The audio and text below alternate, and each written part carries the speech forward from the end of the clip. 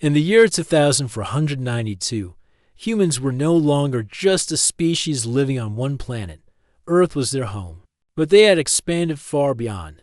They had cities on Mars, stations around Jupiter, and outposts on moons and asteroids. Humans had built powerful ships, learned alien languages, and even mastered some advanced technologies that many alien races had taken centuries to understand. But not everyone was happy with humanity's progress. Far away in the center of the galaxy was the Galactic Accord, a council of powerful alien civilizations that controlled most of known space. The Accord had been watching Earth for years. At first, they found humans amusing. Then, they found them interesting. And now, they found them dangerous. The Zarnati, one of the strongest species in the Accord, believed humans were growing too fast and breaking the rules of space exploration. The Zarnati were tall, cold, and proud. They had fought many wars, and in their eyes, humans were still new and wild. So, they gave an ultimatum: surrender your weapons, limit your growth, submit to galactic law, or face war. The message reached Earth through a secure interstellar channel. Earth's leaders gathered in Unity Hall, a great meeting dome in orbit around the planet. They read the message again and again. The room was silent for a moment. Then someone laughed. President Aiko Lee of Earth stood up and said calmly, "They want us to kneel because we've grown strong. But we didn't reach the stars to bow. We reached them to stand." The vote was clear. Earth refused to surrender. Deep under the surface of Mars, in a secret military base, an old cryo chamber hissed open. Inside it was Commander Raina Voss, one of the most brilliant military minds Earth had ever known. She had led peace missions, defended colonies, and survived battles against pirates and hostile species. But after years of peace, she had entered stasis to rest until Earth truly needed her again. Now, she was awake. A soldier saluted and handed her a tablet. "Ma'am, the Accord has declared war." Raina read the message and raised an eyebrow. "War with humans," she said with a smirk. "Well, good luck to them." Earth's defense systems began to activate. Massive railgun platforms turned toward the stars. Swarms of combat drones lifted from bunkers. In deep space, Earth's stealth fleet, hidden behind the asteroid belt, received its orders. They were not just ready, they were eager. But Earth wasn't planning to fight with strength alone. It would fight with strategy, speed, and smarts. On Luna Base, AI Command began simulating possible enemy moves. These AIs were not like alien machines. Human AIs learned fast. They made creative choices. They worked alongside human commanders like friends, not tools. Meanwhile, news spread across human colonies. Miners, farmers, scientists, and traders, all prepared for hard times ahead. But they were not afraid. Every child on Mars knew the story of Earth's rise. Every worker on Europa remembered the day humans turned frozen rock into a city of lights. Humans had faced worse. Back in Accord space, the Zarnati were confident. They believed their fleets could crush Earth in weeks. Their ships were bigger, older, and filled with experienced warriors. But they did not understand humans. Not yet. They did not understand how fast humans learned. They did not understand how hard humans fought for their freedom. And most of all, they did not understand how united humanity had become. On the edge of the solar system, the first enemy scouts appeared. Human sensors picked them up immediately. They didn't fire. Not yet. Commander Voss wanted to wait. She watched the ships through a live feed. Calculating, she whispered to herself, "Let them come closer. Let them think we're weak. Then we show them what humans are made of." A message was sent from Earth to the Accord. "We did not choose this war, but we will finish it." And somewhere, far across the galaxy, in the high halls of the Accord, a few alien leaders began to worry, because deep in their hearts, they knew one thing: humans never give up. The first attack from the Galactic Accord came quickly. A large enemy fleet, made up of Zarnati dreadnoughts and Draxian swarmers, crossed into human space through the outer rim near Neptune. The aliens were confident. Their ships were huge, strong, and filled with thousands of warriors. They believed the war would be over within days. The alien commanders sent a message to Earth: You have one last chance, surrender, or be destroyed. But Earth said nothing. The silence confused. The alien captains, they thought humans were afraid. They believed their power would make humanity kneel. So, they moved forward toward the Neptune defense ring, a large circle of weapons platforms orbiting near the gas giant. That's when the first human trap was triggered. Without warning, railgun fire ripped through space. The shots moved faster than the speed of sound, impossible to dodge. Tedraxian swarmers exploded before they even knew what hit them. More shots followed, coming from hidden stations that had stayed cold and invisible. Until now, the alien fleet tried to turn back, but it was too late. Earth's warships appeared from behind Neptune's rings, moving fast and silent. These ships were not big or shiny like the aliens. They were built for speed, stealth, and surprise. Human pilots used complex flight paths, hiding behind asteroids, changing directions suddenly, and attacking from unexpected angles. In just 10 minutes, half of the alien fleet was destroyed. Commander Raina Voss, watching from Luna Base, smiled as reports came in. Her voice was calm as she gave orders: push them into the belt, cut their retreat, show them what chaos feels like. The human ships began their next move using gravity slingshots around nearby moons and planetoids. To increase speed, alien ships, not used to this kind of fast combat, struggled to follow. Human pilots used assisted maneuvers, making their ships dance around the enemy like shadows. Draxian fighters tried to regroup, but their comms were jammed. The Zarnati dreadnoughts launched missiles, but human counter-AI systems hacked some of them mid-flight, turning them around to hit their own ships. One Zarnati commander shouted across the channel, "These humans, they fight like no one we've seen." Another voice replied, "They don't follow patterns. They improvise. It's chaos." The truth was simple. The aliens had expected a fair, traditional fight, but humans were not playing by old rules. They fought with creativity, surprise, and no mercy for invaders. In the command center, Raina received a video feed from one of the enemy escape pods. A Draxian officer was yelling. Terrified, their machines are thinking. Their soldiers disappear and reappear. Their weapons, they bend physics. Raina turned to her officers and said with a straight face, "We're not magic. We're just human." Meanwhile, on Earth and Mars, people watched the battle reports on screens. Crowds gathered in cities and colonies. Cheers filled the air when they heard the first fleet had been defeated, but they didn't celebrate for long. Everyone knew this was just the beginning. At the Galactic Accord's central chamber, the news of the failed attack spread like wildfire. Shock filled the room. The Zarnati ambassador growled with anger. This was supposed to be easy. How did they do this? Other alien leaders remained silent. Some began to worry. If humans could survive the first strike and destroy a fleet, what else were they hiding? Back in space, human salvage teams moved quickly. They captured enemy tech, rescued alien survivors, and sent them back with a message: "We don't hate you, but we will defend our home. We protect our people, and we will never kneel." One rescued alien pilot asked a human engineer, "Why are you helping us? We came to destroy you." The engineer replied, "Because we're not monsters. We're not like your rulers think. We fight when we must, but we still believe in kindness." That message spread. Slowly, other alien species began to question the war. Some wondered if humans were really the enemy or if the Accord had made a mistake. But the Zarnati were not ready to admit defeat. They began planning a second attack. This time, their target would be Mars. They believed the red planet would be easier to conquer, but they didn't know what waited for them there. After the failure near Neptune, the Zarnati were angry and embarrassed. They had lost half of their fleet to a species they once called primitive. Now, they wanted revenge. Their new target was Mars. To the Zarnati, Mars looked weaker than Earth.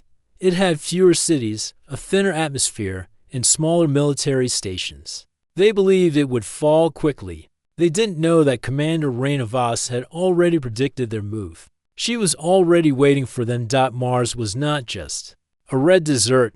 Beneath its surface were deep tunnels, hidden bunkers, and fortified cities built by humans over many decades. The people of Mars had survived sandstorms, low gravity, and radiation. They were tough, smart, and well-trained when Earth detected the Zarnati fleet moving toward Mars. Commander Voss sent a single order: activate the Iron Planet Protocol. Within hours, the Martian defense systems came alive across the planet. Huge surface cannons rose from the sand. Drone hives opened and released thousands of flying machines in the skies. Stealth satellites turned toward space, scanning every enemy ship, and in the underground cities, millions of citizens moved into safety zones, while soldiers prepared for battle. But there was more. Mars had a secret. Years ago, Earth had built gravity disruptors inside Mars' crust. These machines could change the planet's gravity fields in certain zones just enough to confuse alien ships and mess with their targeting systems. It had never been used in real battle. Until now. As the Zarnati fleet entered orbit, their sensors went wild, ships shook, systems failed, weapons missed their targets. Commanders shouted in confusion. The enemy was disoriented and humans were ready. Phase 1 of the trap had begun. Suddenly, hidden railguns fired from under the Martian surface. High-speed slugs tore through the hulls of the Zarnati ships. Several vessels fell from orbit, crashing into the rocky plains below. Others turned to escape, but were met by swarms of automated attack drones. The drones moved like birds of prey, fast, small, and deadly. They flew into engines, tore through vents, and exploded on command. From her command post, Voss watched the battle unfold. Her voice remained steady as she gave commands: divide their fleet, collapse the gravity zone on Sector 7, drive them toward the canyon. The enemy fell into the trap exactly as planned. A group of Zarnati ships tried to land troops on the surface, thinking they could take a Martian city by force. But they landed in the red maze, a deep canyon filled with shifting tunnels, fake buildings, and holograms. Human soldiers waited quietly, hidden in the shadows. As the aliens moved forward, the tunnels changed, walls closed behind them, lights went out, and then the attack began. Martian troopers in advanced armor struck from above and below. EMP grenades disabled alien tech. Close combat fighters used gravity boots to run across walls and ceilings. The Zarnati screamed for backup, but their signals were jammed. It was not a battlefield. It was a trap, a puzzle with no way out. One alien soldier shouted in panic. They knew we were coming. They built this for us. And he was right. Outside the canyon, a final wave of human ships arrived from orbit, fast and sharp. They struck at the remaining enemy cruisers. Within minutes, the Zarnati fleet was in ruins. Flames and broken metal floated in the red sky. Commander Voss gave her final command: capture the survivors, treat their wounds, send them back with a message. That message was simple: do not return. Mars is not weak, it is iron. Across the galaxy, word of the defeat spread. The Accord was shocked once again. They had lost another fleet, this time to a planet they thought was empty and soft. But Mars was neither. It was the Iron Planet, and it had turned into a graveyard for invaders. Back on Earth, celebrations began. But in Unity Hall, the human leaders remained serious. They knew the war was far from over. They had won 2 battles, but the Accord still had many ships, many weapons, and no plan to stop yet. Commander Voss returned to Earth briefly to speak to the Global Council. She stood tall in her red Martian armor and said, "We've shown them who we are, but now they will come harder. Bigger fleets, stronger weapons. We must stay sharp, stay united, and stay human." The room was quiet. Then, one leader asked, "What do you think they'll do next?" Voss looked at the stars and replied, "They'll try to break us from within, divide us, turn others against us. But we have truth on our side, and truth is stronger than fear." What Voss didn't know yet was that the Galactic Accord was already falling apart from the inside. Some alien races no longer wanted war, and soon, one of them would come forward, not as an enemy but as a friend. After the terrible defeat on Mars, the Galactic Accord was no longer united. The once powerful group of alien races had started to break from the inside. In the Accord's grand chamber, high above the planet Gortha Prime, the air was tense. Leaders from all member species gathered to discuss the human problem. The Zarnati, still angry and proud, demanded more attacks. Their ambassador slammed his fist on the glowing table. We must crush the humans now. The fleets are gone, and they still mock us. They are dangerous and must be stopped. But other voices rose in disagreement. The Seraph, a peaceful and intelligent race with long necks and glowing eyes, spoke calmly. We have watched the humans closely. They are not monsters. They fight hard. Yes, but only when threatened. They saved our people from a dying colony 10 years ago. We owe them nothing but respect. The chamber grew louder. The Draxian argued with the Thorn. The Kalari shouted over the Morin. The Accord, which had ruled space for thousands of years, was falling apart.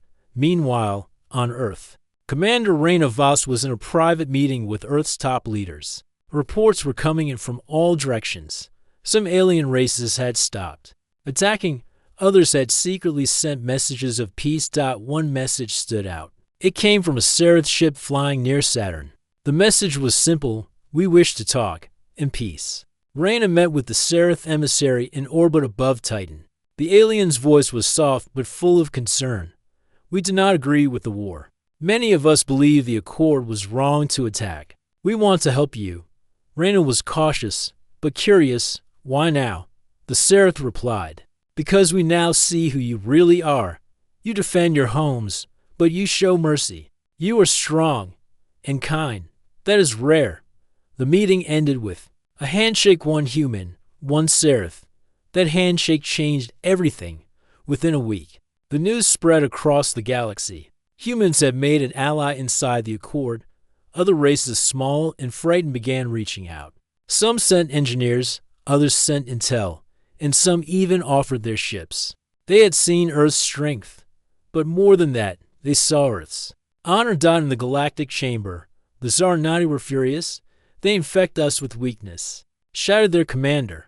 We cannot trust these alliances. The humans will destroy us all. But fewer and fewer leaders agreed with them. The Accord was no longer one voice. It had split into two sides, those who still wanted war and those who wanted peace back on Earth. The news of new friends gave people hope. For the first time, it looked like the war might end without more bloodshed. But peace never comes easily. One of the remaining Accord members, a cold, secretive race known as the Volnari, had a plan. They didn't trust humans. They didn't care about diplomacy or honor. They wanted a final solution. In a hidden station beyond the Andromeda Gate, the Volnari were building something terrible, a planet-killer weapon. It was called Project Voidfire, a ship powered by dark energy that could destroy a planet in one shot. Their target, Earth, they didn't tell the Accord. Not even the Zarnati knew. It was a silent decision made by a fearful mind, they believed. If Earth was gone, everything else would return to normal. But they were wrong. Thanks to the new alliance with the Seraph, Earth's intelligence teams found out about Project Voidfire. Raina Voss received the report and her face turned serious. They want to erase us, all of us. The Earth Council asked her what to do. She stood tall and said, we don't wait for destruction to knock on our door. We stop it before it reaches our skies. A new plan was created. A special unit made of humans and Seraph fighters would travel through deep space and board the enemy weapon before it reached Earth. It would be the most dangerous mission in human history. Raina chose to lead it herself. As the team prepared for launch, she spoke to her officers. This is not just about Earth anymore. This is about what we stand for. If we win, we protect our future and the future of every species that believes in peace. The mission was called Operation Mirror-Sky. And in a few days, they would fly into the unknown, not to destroy, but to defend all that is good. But time was short. The Planet Killer was already moving. The Planet Killer's ship, Project Voidfire, was on its way to Earth. Powered by dark energy and built by the Volnarian secret, it was the most dangerous weapon the galaxy had ever seen. It was not made to scare. It was made to erase its target, Earth, from her ship, the Vanguard. Commander Raina Voss looked at the stars ahead. Her team was already aboard human soldiers, Seraph engineers, and a few alien volunteers who believed in peace. Raina stood in front of them and said, "This is not just Earth's fight anymore. This is a fight for every free world. We are not going to destroy, we are going to protect. And we are going to win." The team launched into deep space. Their plan was simple but dangerous: reach Project Voidfire before it entered Earth's system, sneak aboard using cloaked shuttles, and disable the core from the inside. They had only one chance. As they got closer, the giant weapon ship came into view. It was black, silent, and the size of a small moon. It had no windows, no life signals, just power, dark and heavy, spreading across the space around it using stealth tech. The Vanguard stayed hidden and launched the boarding team. They flew silently toward the weapon. Inside, the halls of Project Voidfire were cold and lifeless. The team split into groups. Raina and the Seraph engineer Kainari headed to the core chamber. Others went to disable weapons and security. But the Volnari were ready. Hidden turrets opened. Drones attacked. The quiet halls turned into battlefields. The humans fought bravely. They moved quickly, using cover and working as a team. The Seraph used hacking tools to break doors and disable traps. In one hallway, a human soldier shouted, "They don't want to fight fair." Another replied, "Good, neither do we." Raina and Kainari reached the core chamber, a giant room filled with rotating dark matter rings. One wrong move could destroy everything. Kainari worked fast, sweat on his glowing skin. "If we remove the stabilizer, it will shut down the core. But we need to reverse the charge first, or it could explode." Raina nodded. "Do it. I'll buy us time." Volnari guards entered the chamber. Raina fired her weapon, pushing them back. She moved like lightning, using gravity boots to jump across platforms. She got hit once in the shoulder, but didn't stop. Kainari shouted, "Just a little longer." Meanwhile, outside the weapon, the Vanguard fought enemy reinforcements. Earth's fleet had arrived too, led by Captain Darrow, Raina's old friend. "We hold this line," Darrow said. "No one touches Earth." The sky lit up with explosions. Human ships and their new allies fought side by side. Seraph cruisers used energy shields to block missiles. Human railguns destroyed enemy fighters. It was a battle like no other. Back inside, Kainari finally pulled the stabilizer. The rings slowed. Lights turned red. Alarms blared. "The weapon is deactivated," he said. Raina smiled. "Now let's make sure they can't turn it back on." She placed a quantum charge in the core and activated the timer. They had 5 minutes to escape, running through burning halls. Raina helped a wounded soldier and carried him toward the exit. Kainari opened the last door just in time. Their shuttle flew out of the ship just as the charge exploded. Boom! Project Voidfire was gone. Cheers echoed across every human ship. The threat to Earth had ended. Later, Raina stood before the United Earth Council, her arm in a sling but her voice strong. "The war may not be over, but today, we did not just stop a weapon. We proved that strength comes from unity, not fear." Across the galaxy, her words were broadcast. More alien races stood up and broke away from the Accord. The Zarnati were forced to sign a peace agreement. The Volnari lost their power. The Galactic Accord collapsed.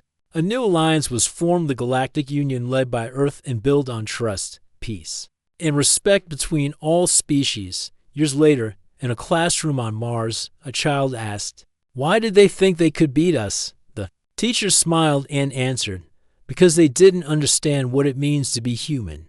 We don't back down.